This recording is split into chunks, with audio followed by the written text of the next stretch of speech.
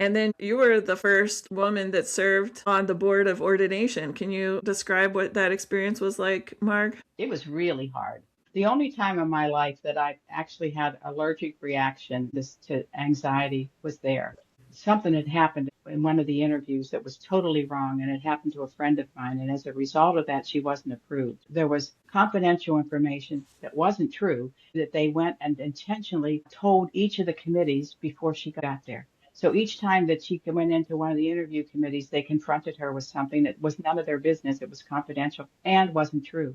And then they wondered why she came across as sort of angry. And she wasn't approved. And it was one of those, because she was a friend in particular, but it was awful that I couldn't help her.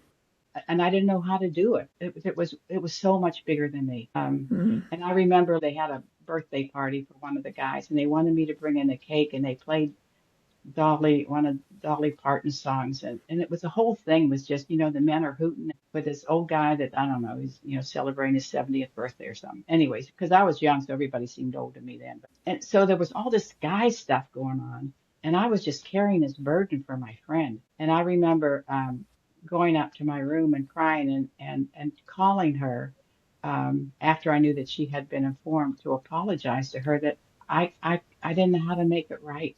And then I went directly from there to a clergy women's retreat. And every time I tried to tell the story, I couldn't breathe. I had to stop talking. That, like I say, it was the first time I had an allergic reaction like that. I was just closed up and I couldn't talk. I was made mute. So that was the worst thing that happened. But it was difficult. We didn't require inclusive language then. In fact, most of the guys didn't know what it was. And but if a candidate came through and they had used inclusive language in their paper, I just thanked them for it. I said, I noticed you did that and just want to let you know I appreciate that. And some of the other guys on my interview team would apologize for me. And I said, you don't have to apologize for me. If they used it, clearly they appreciate it. So you don't have to say anything. But by the time I left, I had made a motion to require inclusive language in all papers. So I thought, okay, this is a test to see how well I did here, to see if this passes.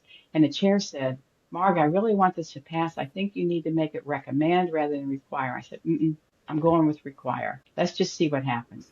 And it was approved, not unanimously, but it was approved to require inclusive language on all papers. And I thought, okay, I have come and I found a place for myself and I've made a difference and now I'm leaving. I've been here 7 years and I'm going to leave. But that was an affirmation that I've done a few things right.